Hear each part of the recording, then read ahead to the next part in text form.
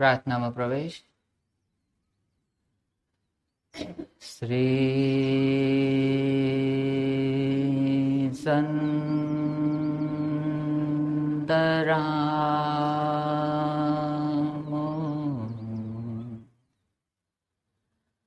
ભવભીતિ હરતા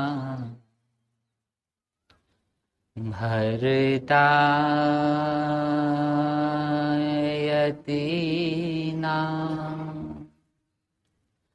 ચકિतं ચકાર સ્વાન્તં નરાણાં વસુધાં પ્રવિશ્ય સાસુ સદાધા સમાધિનિષ્ઠં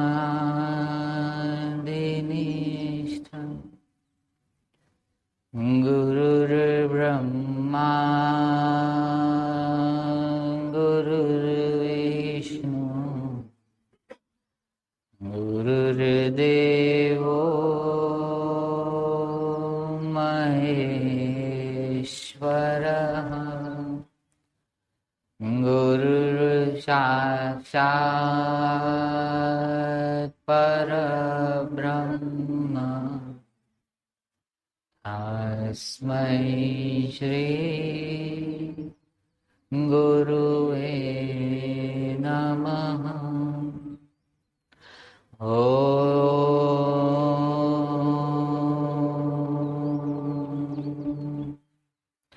શાંતિ શાંતિ શાંતિ.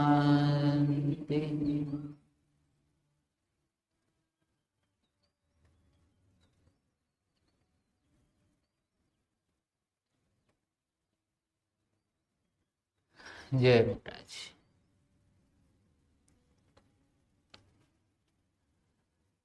તેરમો દિવસ.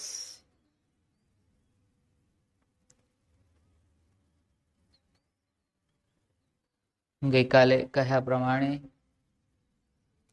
એ 12 દિવસની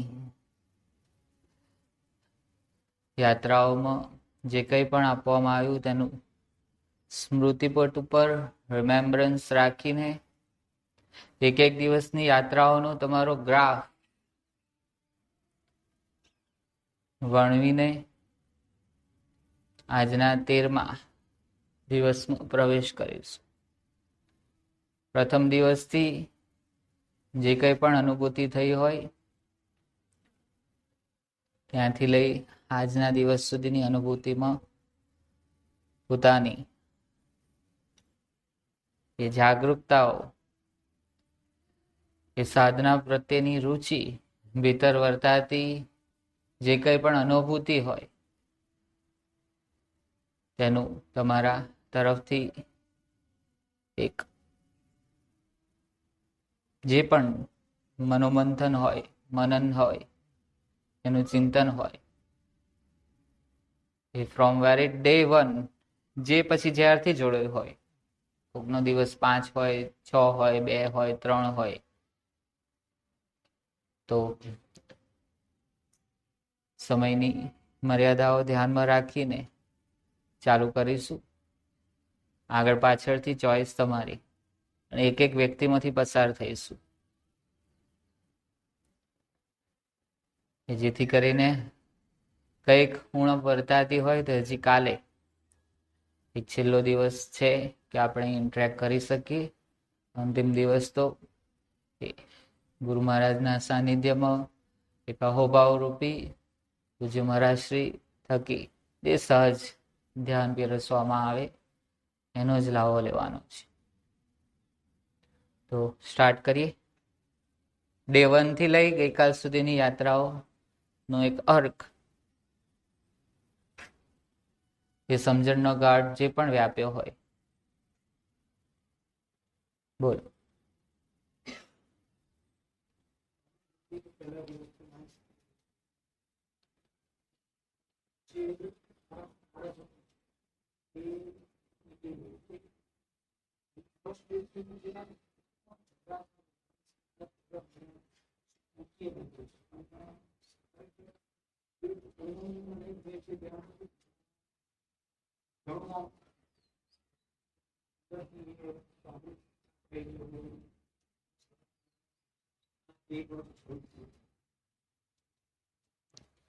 સક્રિય ધ્યાન વિપස්සના ખરા અર્થની અંદર શબ્દ સુરતી એના વિશે થોડી ઘણી જાગૃતિ પકડી.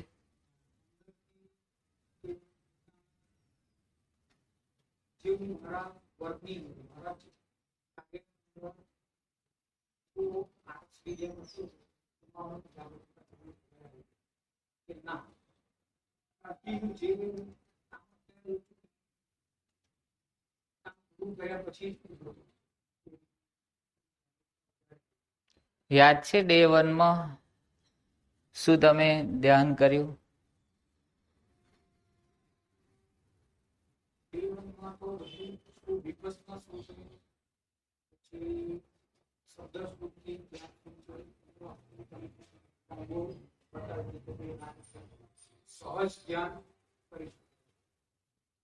ઓકે, ડે 2 ની અનુભૂતિ સાથે તમારી અનુભૂતિને જોડીને થોડુંક સમય મર્યાદા ધ્યાનમાં રાખી.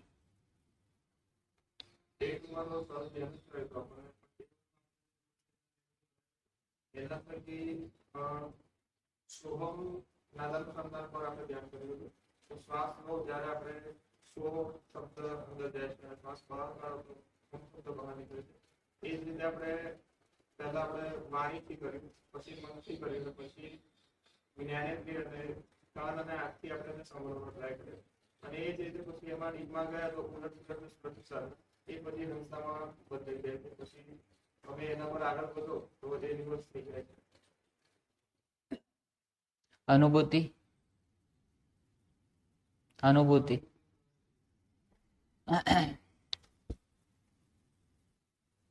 આમ ક્રમથી જતા જઈશું, આમથી પાછળ, આમથી આમ. સમય મર્યાદા ધ્યાન રાખજો. ચલો ત્રીજા નંબર. હા, આમ જ કહું છું, આમ જતા જઈશું.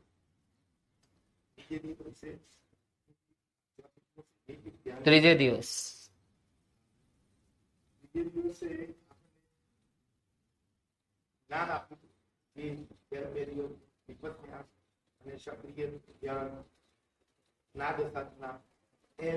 એનો મર્મ એ દિવસે સમજાયો હતો. અને પછી સમજાયા પછી ડિસ્કશનમાં કહ્યું કે શું છે, તમે જો સમજાવે તો ડિસ્કશન કરી કહો. એ વખતે એક અનુભૂતિ બે આપણી સાધનાની અનુભૂતિ કરાવી હતી. એમાં પ્રથમ સાધનાની અનુભૂતિ હતી ધ્યાન સાધના.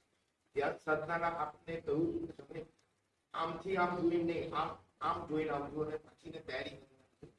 ત્યારે ધ્યાન સાધનામાં આપણે સૂત્ર આપવામાં આવે જે આપ્યા હતા એની ઉપર મનન કર્યું. તો સૂત્રમાં હતા કે આપણે ધ્યાન સાધના શું કરીએ છીએ, મહાઆરતીનું મન શું છે અને એનું લક્ષ્ય શું છે તે રીતના. અને એવી રીતના નાદ સાધના સાથે કરીએ છીએ અને તેનું શું કરવાનું છે અને તેનું લક્ષ્ય શું છે તેની સમજણ આપી હતી. અને અમારે ડિસ્કશન દ્વારા આપણે કહેવાનું. પાછળ ચોથા દિવસની સાધના અને અનુભૂતિ.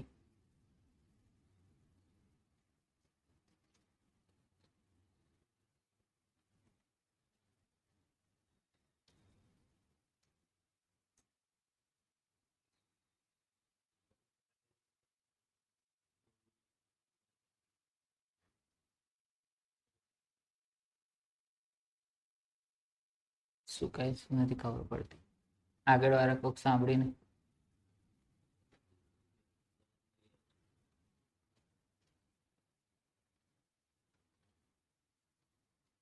મળજો, પછી છેલ્લે જતા ના રહેશું પાછળ.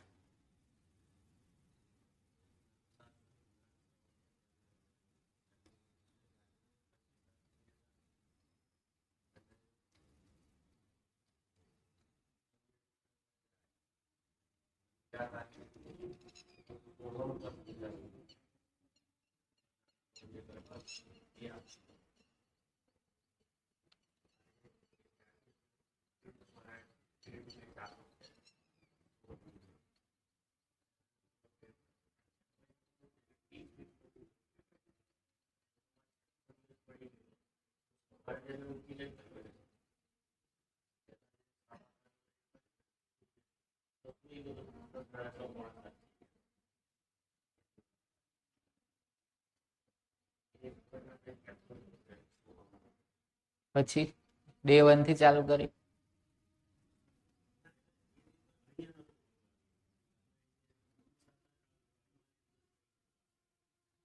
અચ્છા, અહીં આવવામાં પાછળ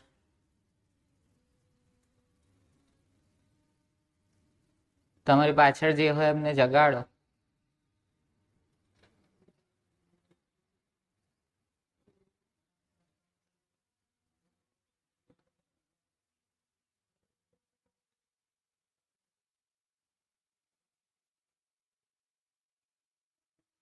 કોકને કહેવું પડશે, અહીં કશું સંભળાતું નથી મને.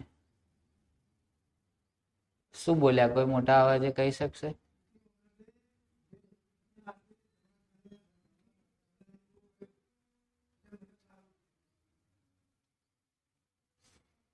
ઓકે, મનુભાઈ પરમાર.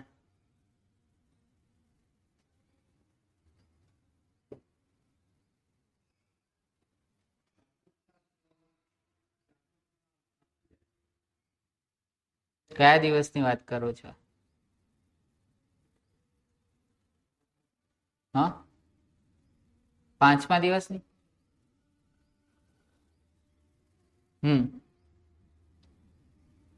બોલો.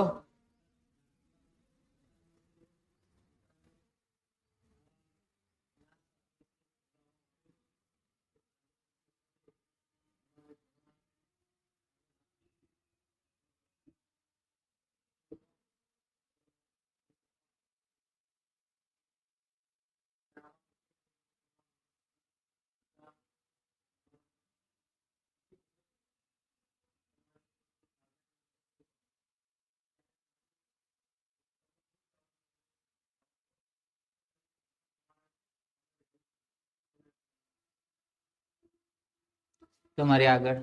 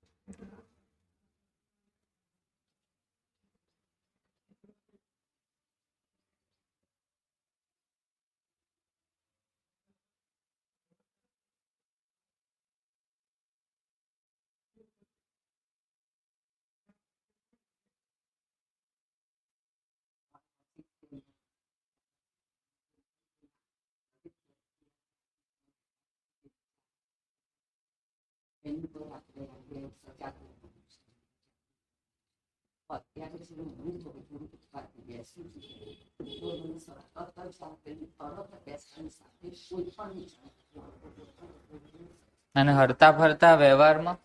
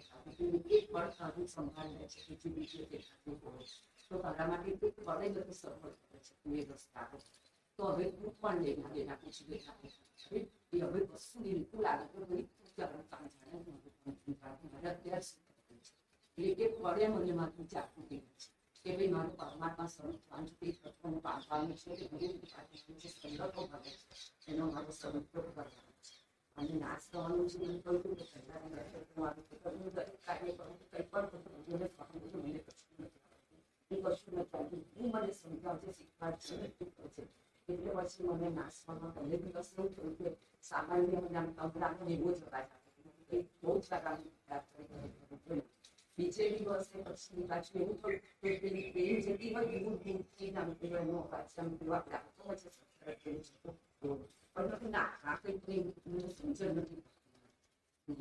તો પછી બીજા દિવસે 3 વાર આપણે એની બધા કરતા 3 વાર તો બીજી વાત કોઈ મને મારી બીજી વાત અને ગુરુદેવ છે કૃપા કરે છે કે પરમાત્માની કૃપા કરે છે એનો એ છે કે હું પોતાનું એક વસ્તુની મનમાં એવી કરું એ વસ્તુ પોતાની સફળમાં માટે થઈ જાય છે. એટલે હું તો એવું સમજુ સતત મારી સાથે છે અને મારી પાસે જે કંઈ કાર્ય થાય છે અને એનો અનુભવ કે બહુ તો કાલે અમારા ઘરે જે સમય તો પૂજા કરી ગઈ હતી અને પછી બહુ રસ્તા આગળ થઈ ગયા છે તો એને જોઈ નાખી લઈ જાય પછી એની વિશે એ જ નહીં પ્રકારની લઈ છે તો એ બધા એ પછી આમ સ્વભાવ બેસી નાખે એને જોવાનું મંદિરના ફરતી અને મને એકદમ જ અંદરથી લસણ દાદા બૂમ પાડી એકદમ ઘણી વાર બૂમ પાડી શું કરો છો તો એવી રીતે ચુસ્તી બૂમ પાડી અને ત્યાં જ થોડા અવાજ આ શું થઈ ગયું છે બાથરૂમમાં કઈ ધુએ છે કદાચ તો એનો પણ એકદમ મારું કામ કર્યું તો પંખો જે હતો એ વખતે છૂટો પડી અને ચાલુ કરું તો એકદમ તમે મારા મગજ હું તો બેસતી જ રહ્યું શાંતિ શુદ્ધ કરી ફરામાં કપડાની વાસ અને આને મેં બધું જલ્દી રાખી દીધું છે અને હું આમ કે મમ્મી તો પછી બે મંદિર એક બાય પડે પણ તો કશું કરવાનું મન ના થાય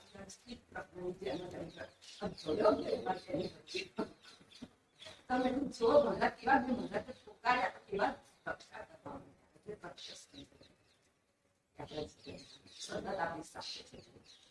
એ હાનિ તો નથી થઈ ને?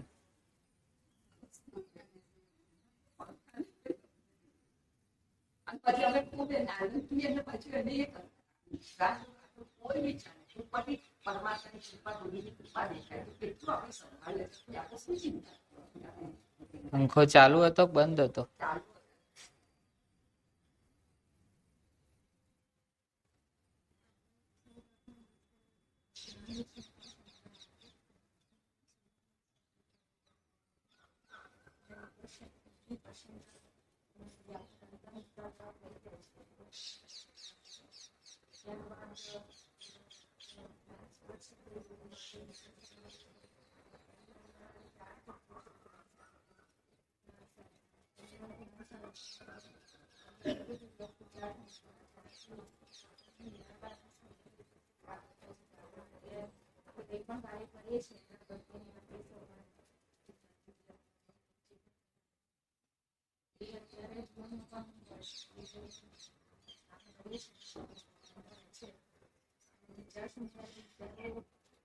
ચાલુ છે પણ આપણે નથી પસાર કરી છે એનાથી આપણને જે અનુભવ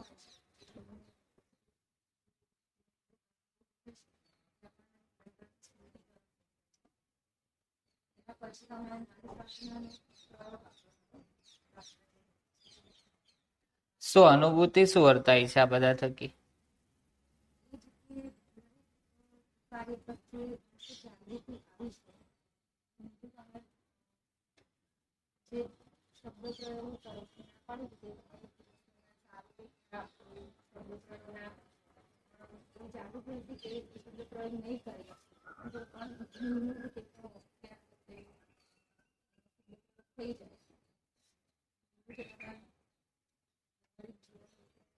ખરેખર આપણે બધા શબ્દ પ્રયોગ કરીએ છીએ.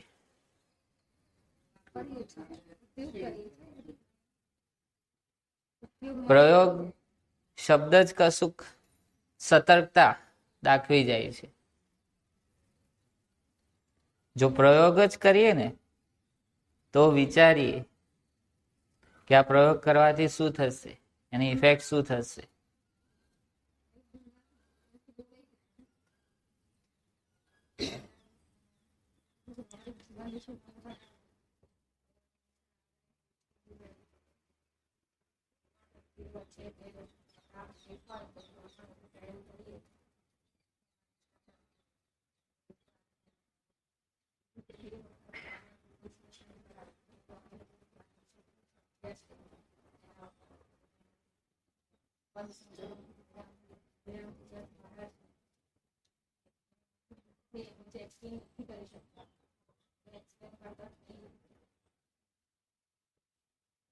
નીતાબેન, હવે સમય મર્યાદા ધ્યાન રાખજો દરેક. અર્ક આપો. ચલો, તમને શું જચી ગયું, શું સમજાઈ ગયું અને અનુભૂતિ?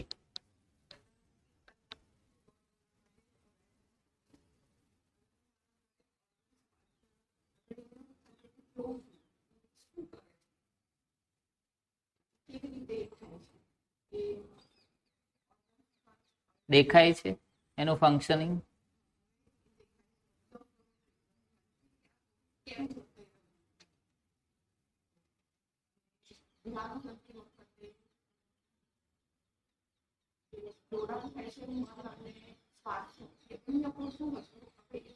હજી ધ્યાન કરતી વખતે ધ્યાનમાં બેસવામાં આવા બધા શબ્દ પ્રયોગ હજી કરવા પડશે.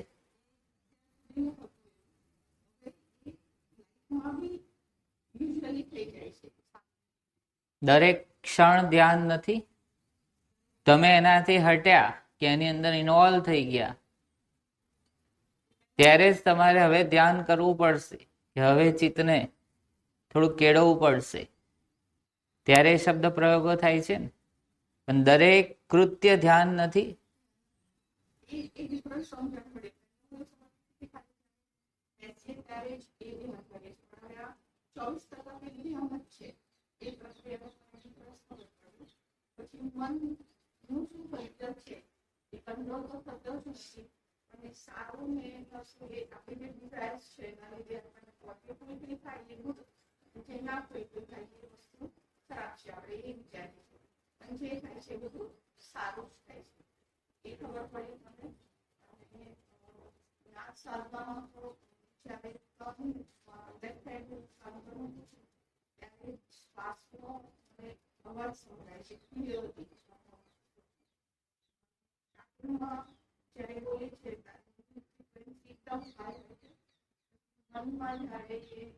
તમને ઓહમ પણ સંભળાય છે?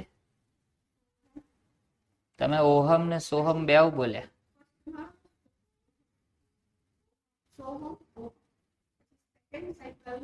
સંભળાય છે ઓહમ? કઈ રીતે? એનું થોડુંક મને ડિસ્ક્રિપ્શન આપો. સોહમ મરા મરા મરા મરા મરા મરા મરા મરા. શું સાંભળ્યું? રામ રામ રામ રામ રામ રામ. શું સાંભળ્યું? તો સોહમ નો ઉલટા હશે તો એ તો શાસ્ત્રોએ કહ્યું માત્ર ને માત્ર હંસા જ થઈ જાય છે, એ વિસર્ગ બની જાય, એના કાનો માત્ર, બધું જ. તો તમને ઓહમ કઈ રીતે સંભળાય છે? આ બંનેની પાર ઓહમ એ અકાર, એ ઉકાર અને મકાર તરફની યાત્રા છે. હજી એ તમને સંભળાઈ રહ્યું છે તો કાં તો હજી ગુરુમંત્ર લીધેલો છે ને, એ ગુરુમંત્રની અંદર આપ્યું છે એની છાપ છે. પણ એ ગુરુમંત્રની અંદર પણ હજી ઉલટ સુલટની આખી સમગ્ર ધારા છે. શરૂઆત સોહમથી છે, એનો ઉલટાય સહજ અજપા થશે ત્યારે જે હંસા થશે, અને એ બેની પાર જશો ત્યારે ઓહમ, ઓમ, ઓમ એ તરફની યાત્રાઓ છૂટશે. બી અવેર. ધ્વનિઓ છે, શબ્દોની ધ્વનિઓને પકડો, માન્યતાઓને નહીં. કે જે આપેલો છે ગુરુમંત્ર ત્યાં હજુ અટકી ના જશો. હા, એનું અનુસંધાન રાખો જેથી તમને લક્ષ્ય ખબર પડે કે અહીં પહોંચવાનું છે. બરાબર? બીજી વાર થોડુંક સતર્ક હજી રહેજો કે શું સંભળાઈ રહ્યું છે. નહીંતર એક રોંગ ઇલ્યુઝનમાં જશો કે ના મને ઓમકાર પણ હવે સંભળાવા માંડ્યો. આશાબેન.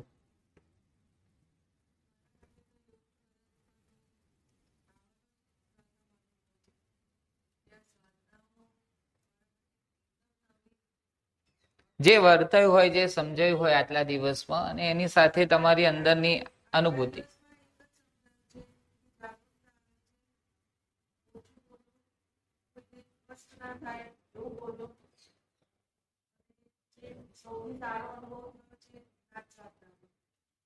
તો આ કઈ ઓછું છે?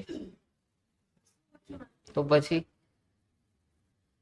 કોઈને કષ્ટ ના થાય એવું બોલવું, આટલી જાગૃતિ પણ બધું બહુ કરી જશે. બરાબર? અને જ્યાંથી તમે રિચાર્જ થઈને આવો છો એ નાદ નું અનુસંધાન તમને એ તમારા સ્વસ્વરૂપ સુધી લઈ જશે, તમને પરમ શાંતિ આપશે.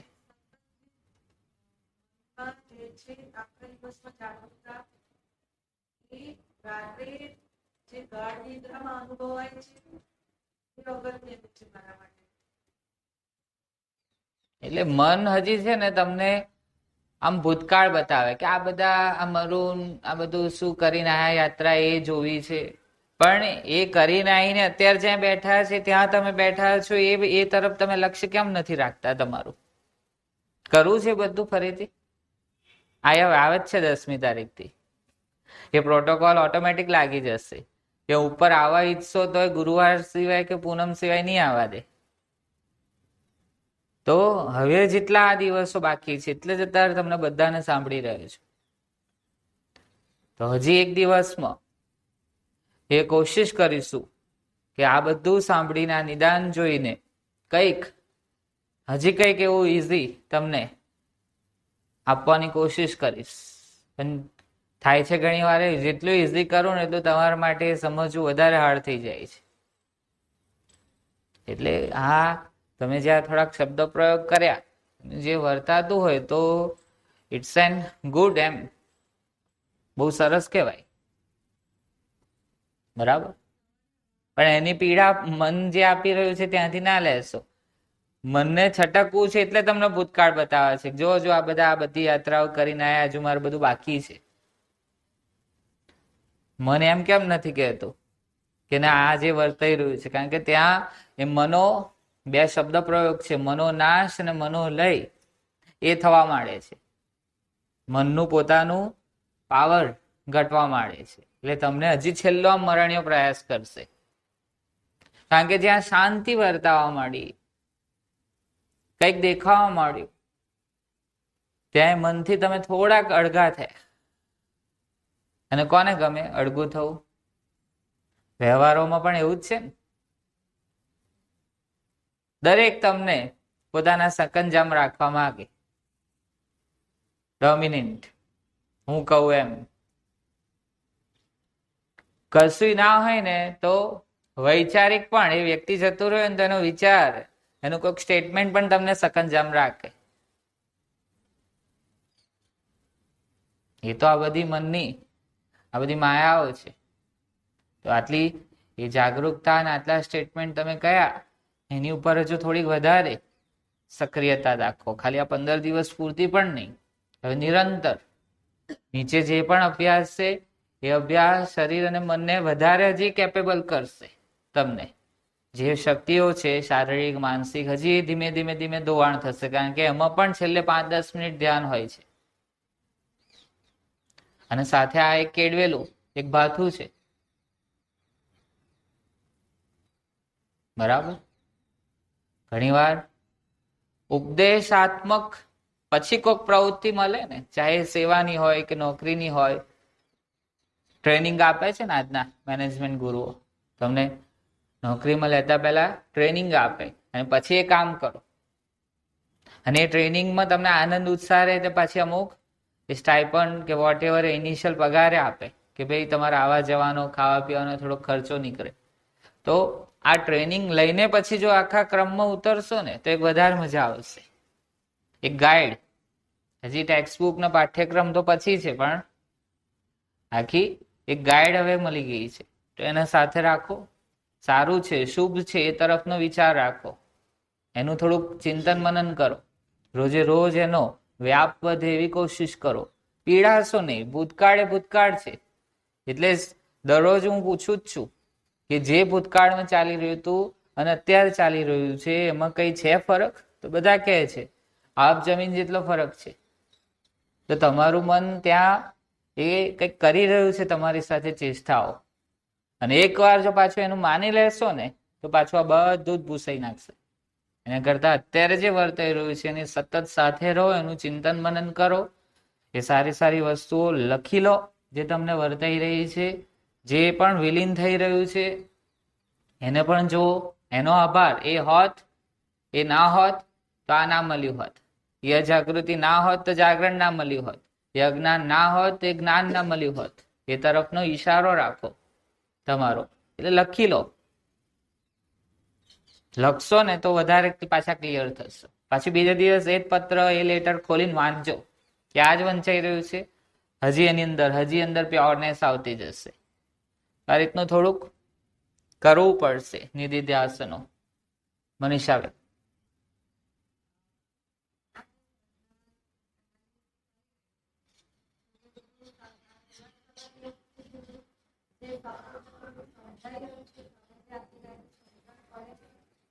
અને જે આ છેલ્લા 2 દિવસમાં તો જે પરમ પુરુષોમાં જે બધા અને ક્ષણમાં કેવી રીતે ધ્યાનમાં જવાય, ધોની મંત્ર પ્રાર્થના કર્યા વગર એ પણ મારે સરસ. કાલે જે સંસ્કાર સમજાય જ્યારે આધ્યાત્મિક પ્રગતિ આપણા પોતાના દોષ દેખાય તો એ મારા પરિસ્થિતિમાં આખો દિવસ તૈયારી કરતા કરે છે, પછી આખો દિવસ એ અવસ્થામાં રહેવાય છે. આ સાધના કરી શકે છે. સૂક્ષ્મમાં પણ જ્યાં ઉભો હોય છે ત્યાં આપણે સ્પષ્ટ થઈ જાય. કાલે જે સમજાયું એના થકી મેથી 2 ટકી આવ્યા. આપણે જે આ કરી રહ્યા છીએ હું નથી કરતી, આ જે શક્તિઓ છે શક્તિઓમાં એ જ કરાવી રહ્યા છે. મને આ જે વાક્યનું સાંભળેલું છે એ વાક્યનું મને કાલે અનુભૂતિ સરસ ત્યાં ફરી છોડું જે મુદ્દા છે કરાવી રહ્યા છે કુદરતી કરતા જે શક્તિઓ કરાવી રહ્યા છે.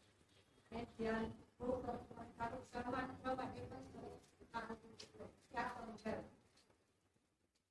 પાછળ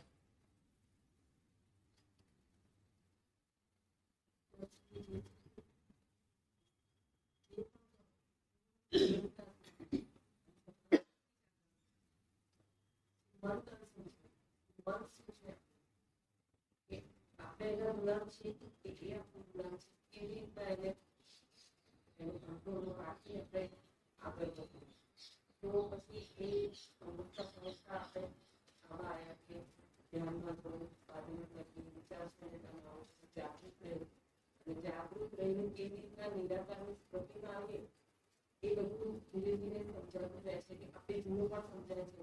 રીતે તમે ઉદાહરણ આપ્યું કે આહારી વિહાર નિરાહારી અને નિત્યાહારી, જેવું આપણે કંઈ જોયું ભૂલ ગણોથી આપણે મનમાં મુલાયું નિત્યાહારી છે, નાહારી છે, નિરાહારી એ ભૂલ સમજાય છે, સુધારાય છે.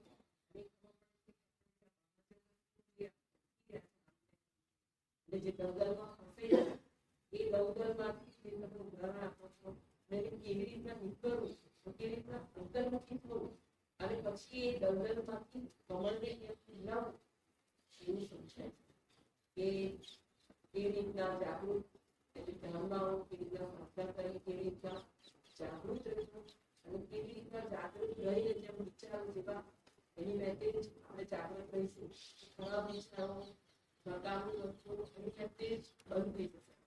એ બધું બંધ થશે એટલે એની મેતે જ આપણાનો વિચાર શૂન્યતા આવતી જશે. અને જે વિચાર શૂન્યતા આવશે એ વિચાર શૂન્યતાથી આપણે ધીરે ધીરે એની મેતે જ આગળ વધવું. ઘણી બધી અનુભૂતિ થાય છે અને ભૂલ તો એટલું પકડાય છે સેકન્ડમાં કે આ અંદરના લીધે જ અહીં અટકી જાય. અને તમારા જે ઉદાહરણો છે એ તરફ યાદ આવી હોય કેવી રીતે મન કરવા તમે શીખવાડ્યું મન સરી છે, હું મન છું, આ છે તે પડે છે કે મનને કેવી રીતના જે મન જો સ્ત્રીયું ધીરે ધીરે ધીરે મારી મુક્તિ સ્મૃતિ મુક્તિ સાવધાન વિચાર સાવધાન પ્રવણ થવું એ બધું એમાં પણ ઘણા બધા અનુભવ છે. જેમ કે જે રીતના અમે કહીએ છીએ સતત જાગૃત રહેવાય છે એ સમાજ બીજા કરો દિવસે પણ સતત ધ્યાન રહે છે કે આની તરફ કંઈ બીજું વિચાર આવે તો ફરી પકડીને ખેંચી લો ધીરે ધીરે ફરી ખેંચી લો ધીરે ધીરે અહીંયા જ રહેવું એ રીતના સતત ખ્યાલ આવતો રહેશે આશ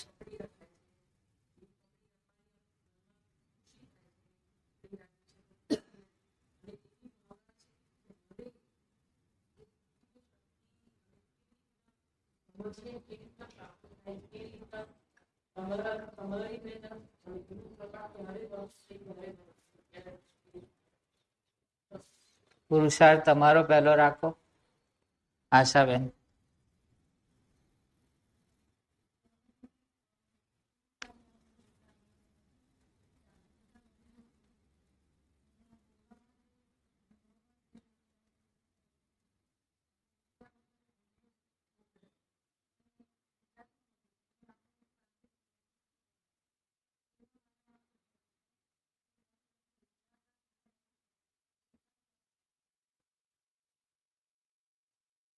પાછળ જયાબેન.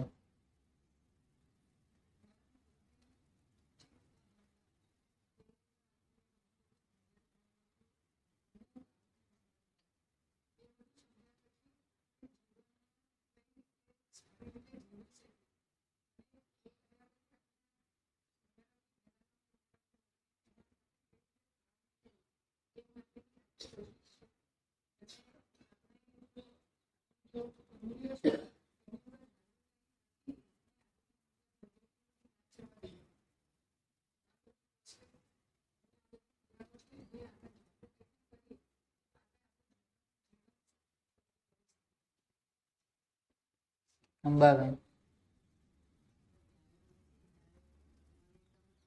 હજી ધ્યાનમાં બેસવું પડે. ધ્યાનમાં બેસવું પડે, વાત કાપશો નહીં. હજી બેસવું પડે ધ્યાનમાં તો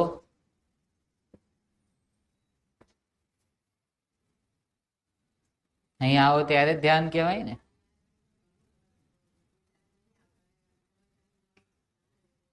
મારી સામે એવું બોલે ને, એવું જ બોલે ને.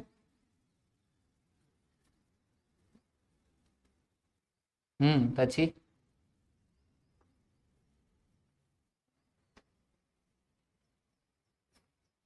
શાંત થઈ ગયું.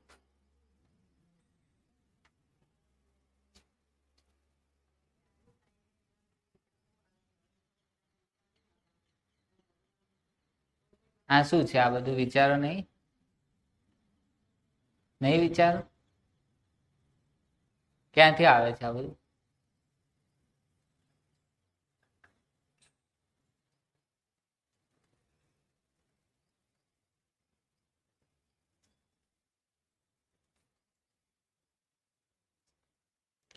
શોધો. સ્વાતિબેન.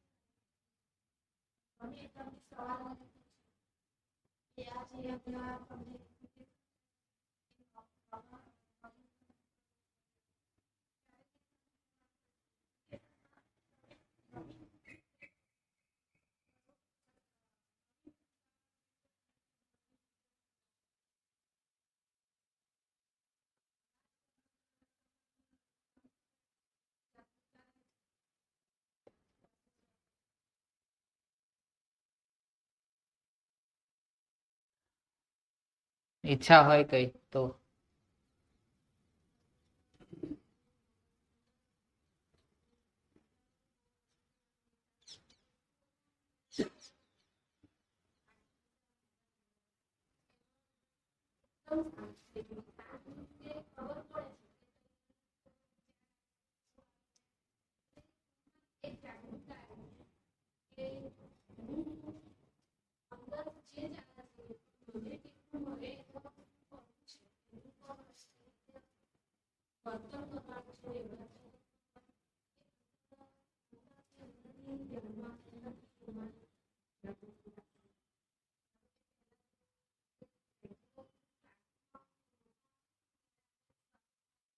હજુ યોગમાં જ છો?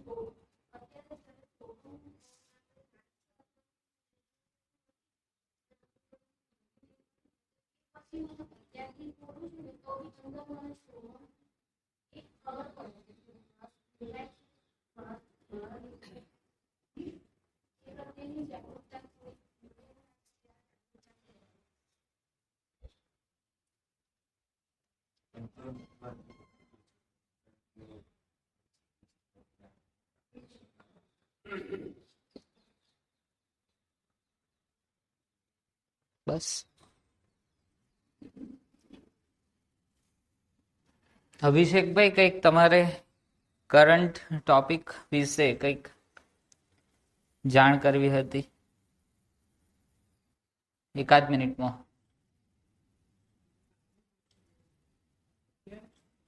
કાલે કઈ શું કહીને ગયા હતા તમે મને?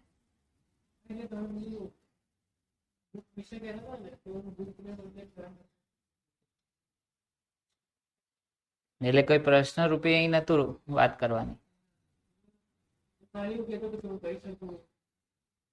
ઓકે, સાંભળ્યું દરેકને? અહીં 3 પ્રકારની અવસ્થાઓ રચાઈ છે. કોક સાધનામાં થોડુંક આગળ વધ્યું છે, કોક સાથે છે અને કોક પાછળ છે. આ 3 થી ચોથી કોઈ અવસ્થા નથી. અને હોય તો ખાલી એટલી જ છે કે જ્યાં પહોંચવાનું છે એ પડાવો છે. આવું કશું? આવું જ છે ને? કોક થોડું આગળ છે પથ ઉપર, કોક થોડું પાછળ છે, કોક સાથે છે, પણ છે બધા એક જ રસ્તે. એવું ખ્યાલ આવ્યો? એવો નીચોડ કાઢી શકાય? તો શું કરવું જોઈએ આની અંદર?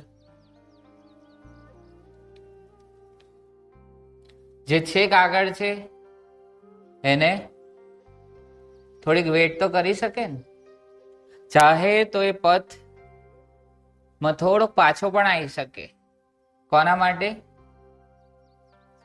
જે પાછળ છે, કોઈ કારણસર અટકી ગયું છે, થંભી ગયું છે અને નથી સમજાવતું, હિંમત હારી બેઠું છે, એના માટે. કે આગળ જઈને જોઈને આવ્યું છે કે ના, અહીં સુધીની યાત્રા હું તો પહોંચ્યો છું, તું થાક્યો છું, લાય તારી સાથે હું મદદરૂપ થવું. એવું થઈ શકાય? અને બંને ભેગા કરીને જેને હજી સ્ટાર્ટ જ કર્યું છે, જેને એ વે ઉપર આગળ આવી રહ્યો છે, કે પછી જેને સ્ટાર્ટ જ નથી કર્યું એ તરફ થોડોક ઈશારો તો થઈ શકે. કારણ કે એને જર્ની સ્ટાર્ટ નથી કરી. જર્ની સ્ટાર્ટ એની દ્રષ્ટિથી થઈ છે, પણ સ્ટાર્ટિંગ પોઈન્ટ થી જ્યાં જવું જોઈએ એની જગ્યાએ આખી ઉલટી ધારા છે. તો એને ધીમે ધીમે એ ધારામાં કાપ તો મુકાવવો પડશે, નીકર એવી જગ્યાએ જતો રહેશે કે તમને પણ એક વખત એમ નહીં થાય કે ભાઈ હું સ્ટાર્ટિંગ લાઈનની બહાર તો નહીં નીકળું, કારણ કે હું જ મહાપરાણે પહોંચ્યો છું, કદાચ હું એની જોડે અટવાઈ ના જાઉં. તો આ જે વાત કરી એ અહીંયા બેઠેલા સૌ સાધકોની પણ કરી અને તમારા ઘરમાં રહેતા એ વ્યક્તિત્વની પણ કરી. કારણ કે તમે જ્યાંથી સ્ટાર્ટ કરો છો ને જ્યાં જઈ રહ્યા છો ત્યાંથી મહારાજ એક વસ્તુ હંમેશા કહે છે, કોઈક સીડી ઉપર ચડ્યું હોય ને એટલે પાછળ બીજો પગ ખેંચે, પણ પગની જગ્યાએ તારે ખેંચવું જ છે ને તો હાથ ખેંચ મારો, પગ નહીં પણ હાથ ખેંચ. પણ હાથ ખેંચવા માટે એટલીસ્ટ એને વિઝન તો મળશે ને. તું ખેંચવાની જ પ્રવૃત્તિ કર, પણ પગ નહીં, હાથ. પણ એના માટે પહેલે તમારે એને બતાવવું પડશે કે આ રીતે હાથ ખેંચી શકાય, અને તમારે એનો હાથ ખેંચીને એને ઉપર લાવવો પડશે કે સાથે રાખવો પડશે. તો એક કામ તમારે પણ પોતે તમારી ઘેર ધીમે ધીમે ધીમે ધીમે ચાલુ કરવું પડશે. કારણ કે ભૂલશો નહીં, તમારી જો દીવા નીચે અંધારું રહેશે ને, તો જ્યાં પણ પ્રકાશ આપવા જશો ને, ત્યાં એ પ્રકાશ કદાચ કોઈ નહીં જુએ, પણ તમને અંધારા જ બતાવશે. અને ત્યાં પાછા તમે ડગાઈ મારશો, ત્યાં થાકી જશો. 100 સુનાર કી, બીજું નહીં બોલું, બસ એટલું યાદ રાખજો.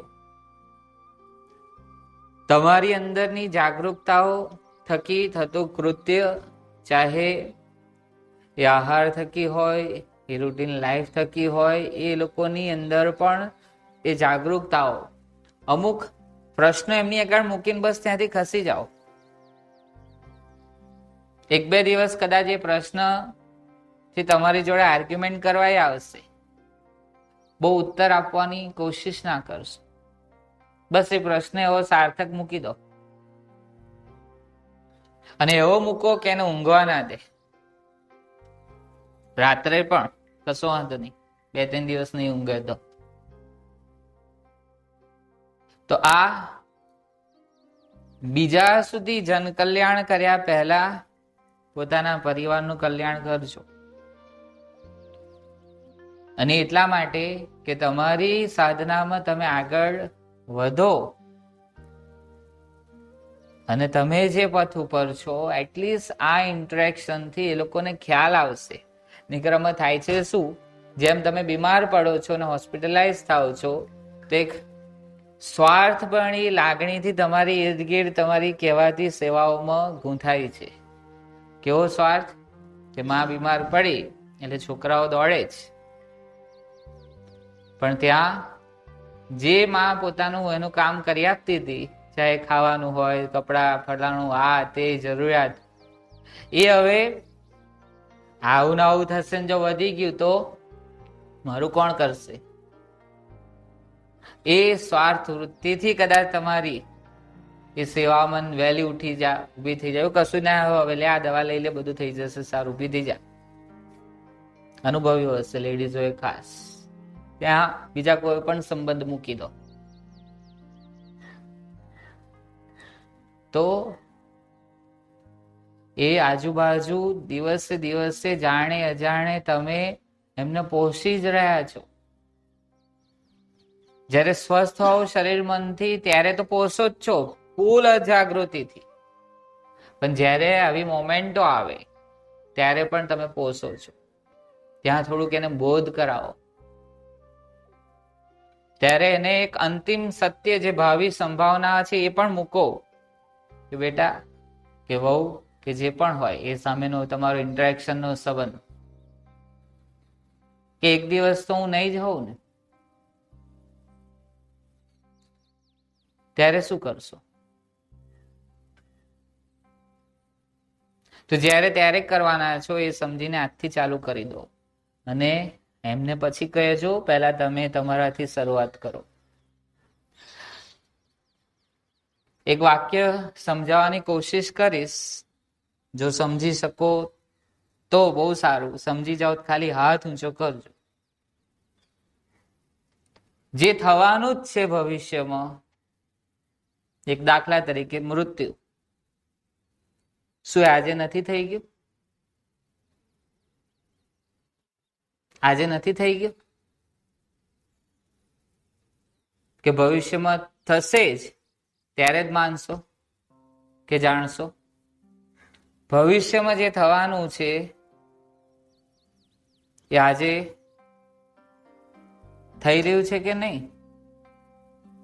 કે થઈ ગયું છે એમ માનીને ચાલશો ને, તે ભવિષ્યની બહુ રાહ નહીં જોવી પડે. એ પછી શું એ આજથી ચાલુ થઈ જશે. ફરીથી રિપીટ કરું, હું રિપીટેશન્સ અમુક વસ્તુના ફરીથી નથી કરતો, પણ ફરીથી સમજાવવા કરું. જે ભવિષ્યમાં થવાનું છે ને કે અમરપટો, એ આજે જ થઈ ગયું છે. અને થઈ ગયા પછી શું એ યાત્રા આજથી આરંભી લો.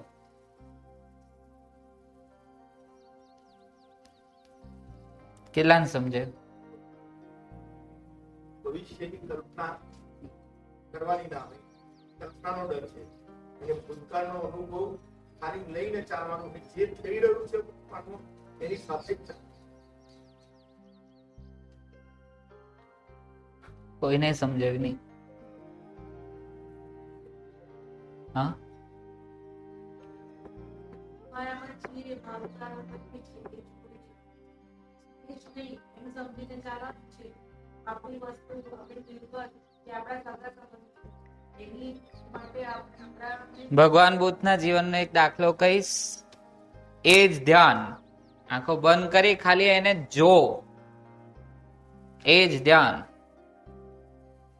એ સ્ટોરી, એ જ ધ્યાન. હજી કહું છું, તમારી મરજી, ચાહે આંખ ખુલ્લી ચાહે બંધ, ચાહે શરીર સ્થિર મન સ્થિર, કાન ખુલ્લા બંધ, એ તમારી મરજી.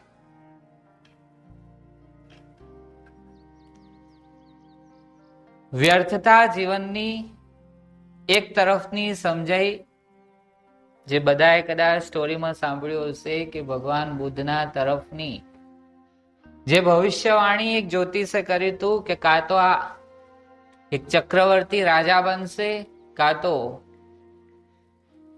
એક સંત, એક મહાત્મા.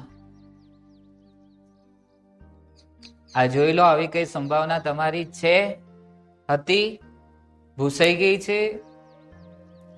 કાં તો કોઈક ટોપ ઉપર એ ચક્રવર્તી શબ્દ પણ કાઢી નાખો, એક ઉચ્ચતમ અવસ્થા, એના બે શિખર, એક બધું ભોગવીને પણ એક ઉચ્ચતમ અવસ્થા, અને એક બધું છોડીને પણ એક ઉચ્ચતમ અવસ્થા. અને ભૂલશો નહીં, જ્યાં ઊંચાઈ છે ત્યાં ગહેરાઈ પણ છે. જો ઊંચા નહીં ચડો તો સીધી ઊંડી ખાઈની અંદર. એ સંભાવનાઓ તરફ, એ ઉર્ધ્વગામી તરફનું લક્ષ્ય કે અધોગામી તરફ. અને એટલે જ કહ્યું કે આ સંભાવનાઓ છે, એને કેળવવી પડશે. ત્યાં ઘર પરિવારે એ રીતે લીધું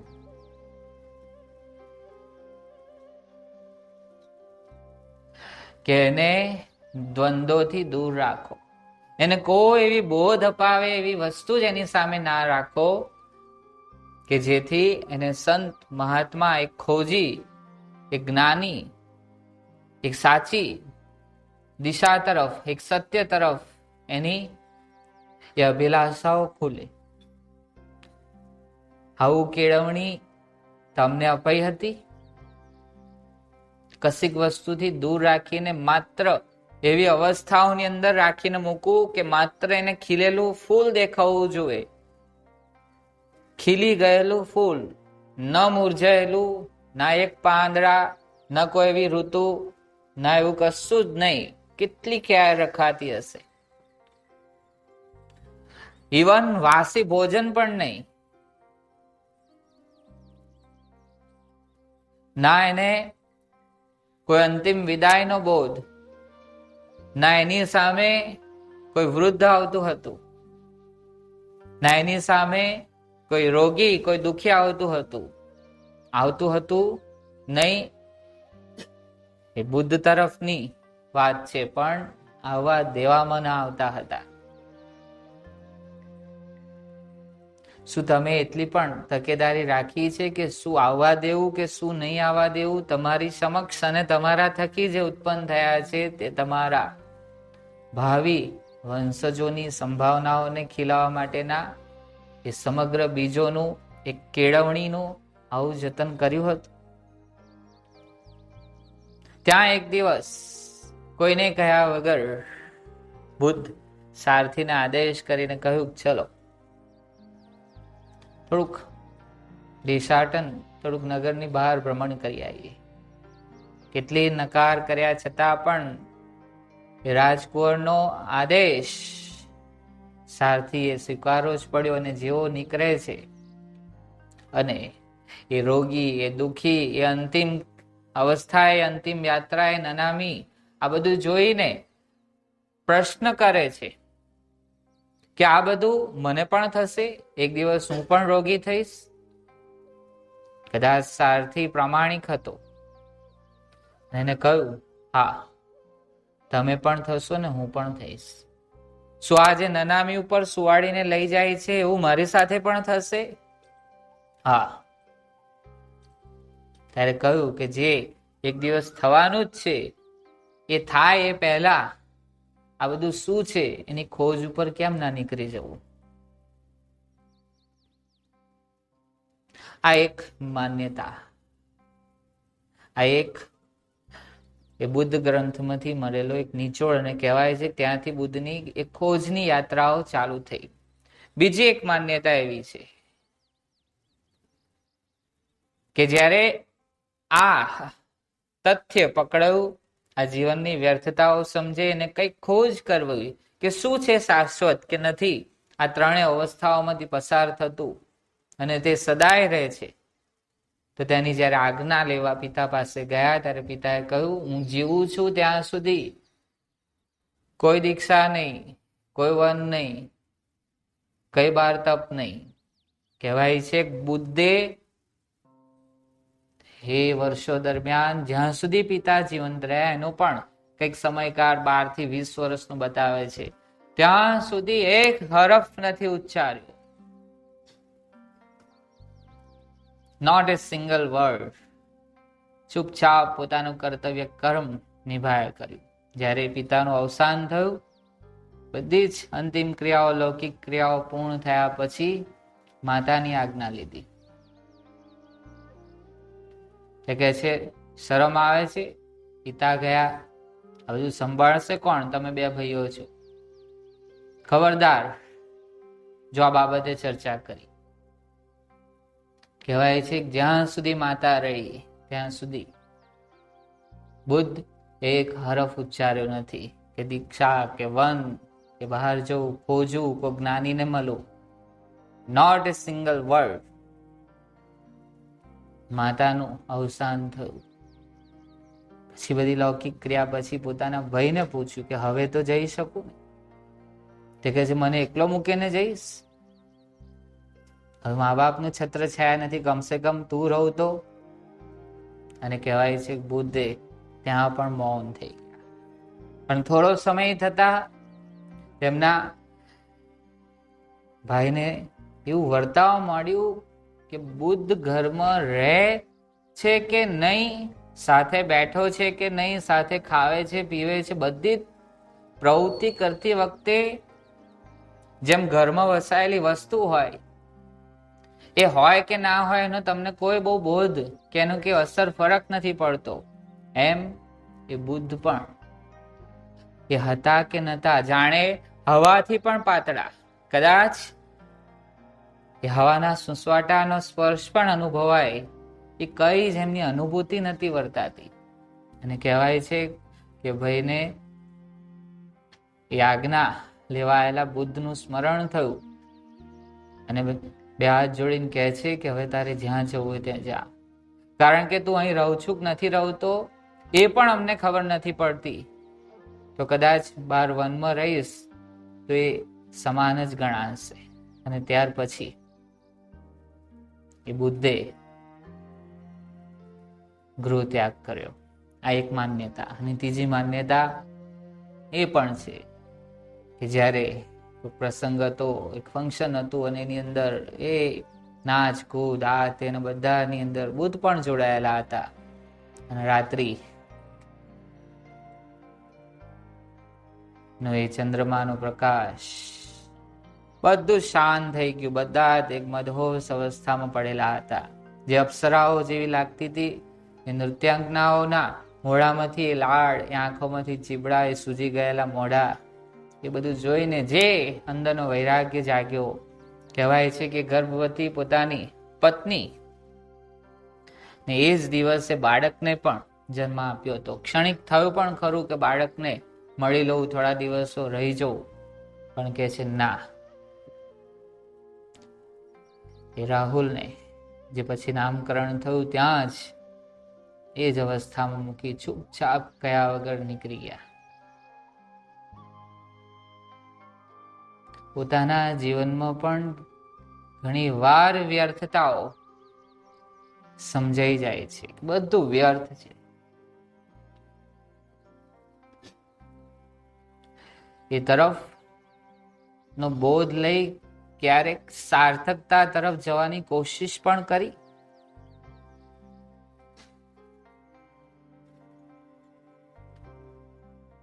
બધું જ વ્યર્થ હોવા છતાં ચલો કઈ બહાર યાત્રા ન કરી, પણ દીક્ષા માટે હવે બિલકુલ પૂછીશ નહીં, હું જીવું છું ત્યાં સુધી. અને પછી એ વાતની કે કોઈ પણ એ મેણા ટોણા બીજી કોઈ ઇનડાયરેક્ટ ભાષામાં પણ એ કલ્પાંત નહીં, એ રોષ નહીં. આવું ક્યારેક આપણી સાથે બન્યું?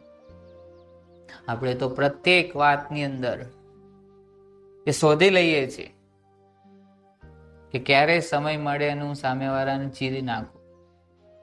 કદાચ બુદ્ધે ચીર્યા હોત થોડાક તર્ક વિતર્કો સાથે તો એ વ્યવહારિક પણ ગણાત, કારણ કે ત્યાંથી એક યાત્રા ચાલુ થવાની. આપણું ચીરવું, આપણા શાબ્દિક પ્રયોગો સામે, એ રાગ દ્વેષોની સામેના એ જે કંઈ પણ વ્યવહારો છે, શું એ બધા યોગ્ય છે? Just check. હમણાં જ એક સાધકે કહ્યું કે જ્યારે મહારાષ્ટ્રે પૂછ્યું કે કેમ આજે આટલું લેટ,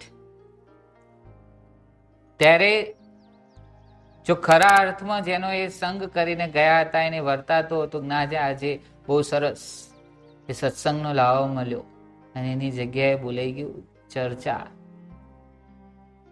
આ અજાગૃતિઓ ક્યાંથી ઉદ્ભવે છે? એ અજાગૃતિ જ હતી કે શું હતું?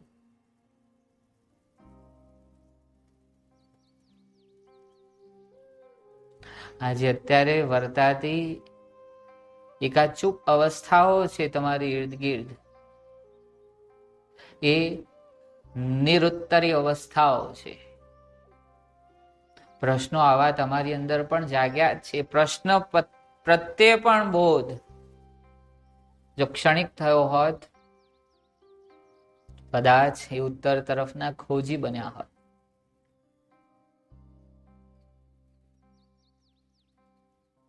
પણ ના, તો અંધારામાં કોળીઓ મોઢામાં જ જાય. સમય આવે બધું શીખી જવાશે.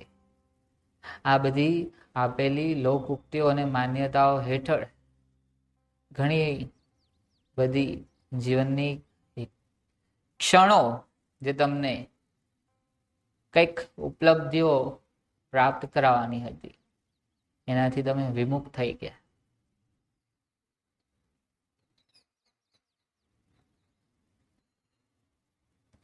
પોતાની ભીતર હજી પણ ઘણી બધી ક્ષોભ વૃત્તિઓ છે,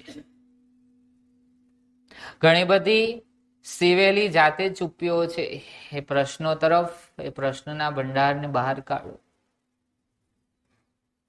એ જિજ્ઞાસાઓ તરફ વધો, આગળ વધો.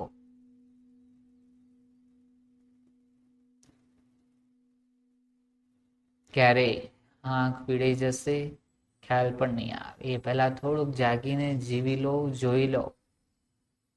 જીવતા થશો, જોતા થશો તો કોકને દેખાડી શકશો, કોકને જીવાડી શકશો. બધી હરતી ફરતી લાશો છે, એનો બોધ પણ જો થાય તો પણ બહુ છે. થોડીક વાર એનું મનન કરો, ચિંતન કરો આ બુદ્ધની સમગ્ર ધારાઓ તરફથી. એ ખરા અર્થમાં વિપસના કરો.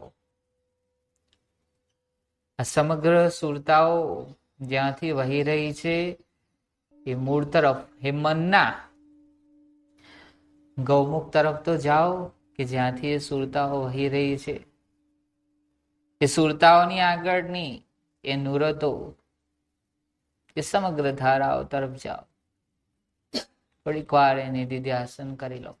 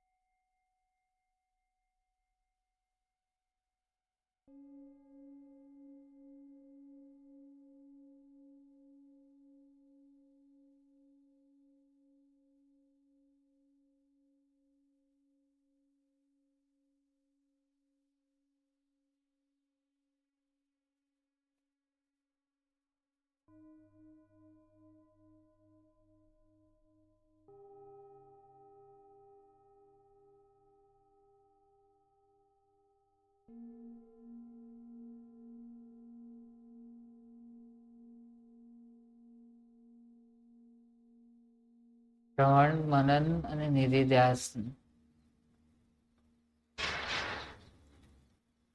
સવારે ઉઠતા કોઈના આધાર વગરનું એ સુહંગ, એ સુરસરી નું સ્નાન, એનું શ્રવણ. ગુરુ મહારાજને ચરણે આવો ત્યારે એમના શબ્દ દેહનું એ પ્રાર્થનાઓ રૂપી, એ સ્તુતિઓ રૂપી, સ્તોત્રો રૂપી, એ મહારાષ્ટ્રના સત્સંગ રૂપી શ્રવણ. જ્યારે તમારા કર્તવ્ય કર્મની અંદર હોવ, જ્યારે કર્મો ખપાવતા હોવ, હિસાબો પૂરા કરી રહ્યા હોવ, ત્યારે શ્રવણનું મનન કરતા કરતા તમારા કર્મો ખપાવજો. અને સાંજે આ શરીર રૂપી દુકાન વધાવો, અને જ્યારે રાત્રે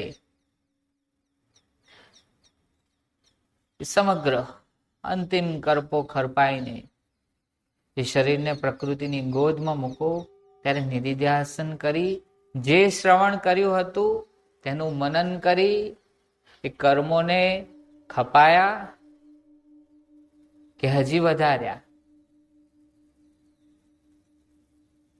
આખો દિવસ એ દુઃખ અને સુખની વહેતી એ બે કિનારા રૂપી નદીથી અળગા રહ્યા, તેના સાક્ષી રહ્યા. એનું નિધિધ્યાસન કરતા કરતા જ પ્રકૃતિની ગોદમાં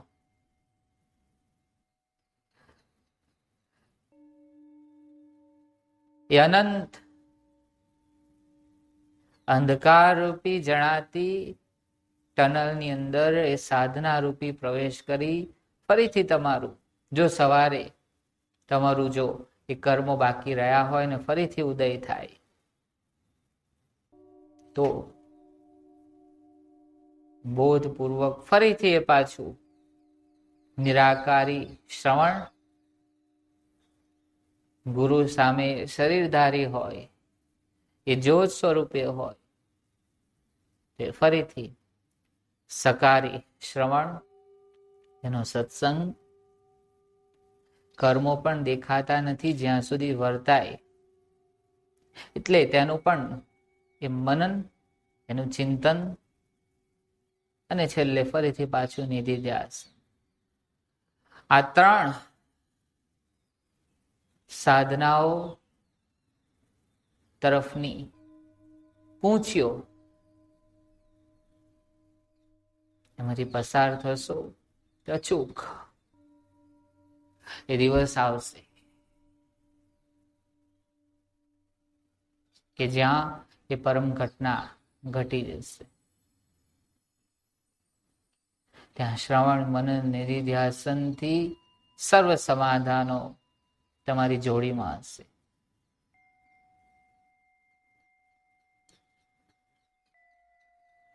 આ ત્રણ ઓમકાર એ શ્રવણ, મનન અને નિધિધ્યાસનના જ પ્રતીકો છે.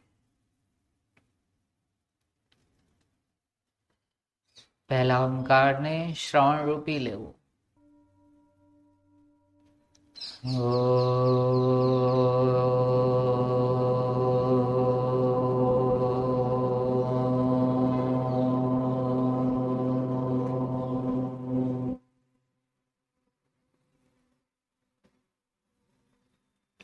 આ જે ગુંજ છે એ ગુંજ એ ત્રણ પ્રતીક અકાર, ઉકાર, મકાર એ જન્મ, જીવન અને મરણ ના પ્રતીકો છે. એનું ખરા અર્થમાં મનન કર્યું. એ મનન કરવું એ જ આ બીજો ઓમકાર.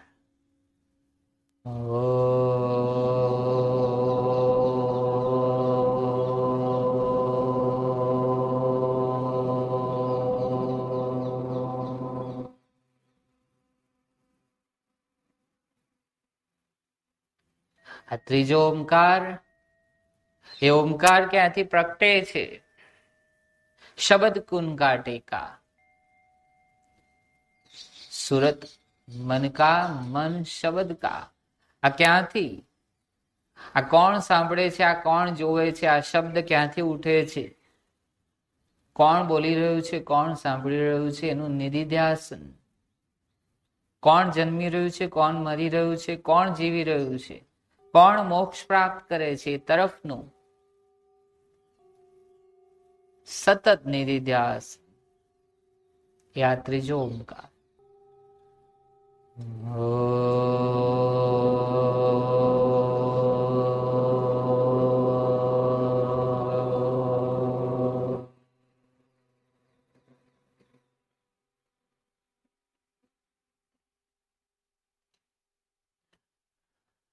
અને આ ત્રણેયની પાર નીકળો ત્યારે જે આત્મસ્મરણ વર્તાય એની જ નિશાની રૂપે એક નિરાકારની આત્મવંદના અને એક સાકારની આત્મવંદના. એ ઓમકારની નિરાકારની આત્મવંદના એ જ આ શ્લોક એ આત્મસ્મરણ નિરાકાર તરફનું જગાડે છે. નિરાકારથી સમગ્ર જે પ્રદેશો ખુલે છે એ અંતરાકાશ, એ ચિદાકાશ, એ મહાકાશ એ તરફનું એક નિરૂપરણ એ જ આ શ્લોક. ઓમકાર બિંદુ સંયુક્તમ નિત્યમ ધ્યાયન્તિ યોગિનો કામદમ મોક્ષદમ ચૈવ ઓમકારાય નમો. કામદમ મોક્ષદમ ચૈવ ઓમકારાય નમો નમઃ. અને નિરાકારથી જે સાકાર સ્વરૂપે ઓ આકારે આવ્યો હો આ ઘટમાં તે આપ. એ ગુરુ મહારાજ રૂપી સાકારની વંદના. યોગાભિરામમ સમવાપ્ત કામમ પુણ્યમ પ્રશાંતમ ગુરુ સંતરામ. વચઃ પ્રસૂનાંજલિભિર્નિકામમ નમામ્યહં તં ભુવનાભિરામ. નમામ્યહં તં ગુરુ સંતરામ. અને સર્વ તાળાઓ જ્યાં મળી જાય ત્યાં જ એ અંતિમ શ્લોક. ઓમ પૂર્ણમદઃ પૂર્ણમિદં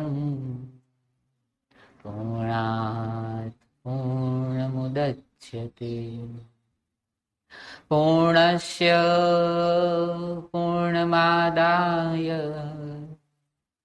પૂર્ણમેવાવશિષ્યતે. અને સર્વ જગતમાં આલોક પરલોક અને એનાથી એ પરમ જ્યાં એકમાત્ર વર્તાય છે, જેનો પહેલો અહેસાસ થાય છે, એ જ ઓમ. એ દૈહિક રૂપે શાંતિ, એ માનસિક રૂપે શાંતિ, અને આત્યંતિક રૂપે શાંતિ.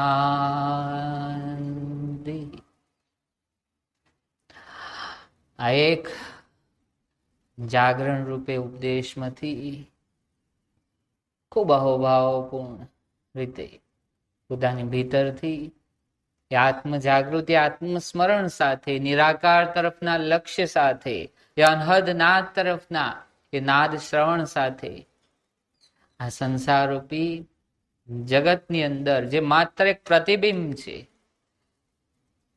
મૂળ તમે છો, જગત માત્ર એક પ્રતિધ્વનિ છે, તેની અંદર મૂળ ધ્વનિ તરફ તમારું કર્ણ, એ તમારું નેત્ર જે તમને વધારે સુગમ પડે એ તરફ એક છેડો પોતાની તરફ રાખતા અને બીજો છેડો સંસાર તરફ રાખતા પૂર્ણ જાગરણ અવસ્થાથી અહીં ઉપસ્થિત થાઓ. બંને હાથ ચહેરા ઉપર સ્પર્શ કરી જે કંઈ પણ દિવ્યાનુભૂતિઓ એ તરંગો રૂપે વહેરાતી હોય, બસ તેનું સ્મરણ કરતા કરતા અહીં ઉપસ્થિત થાઓ.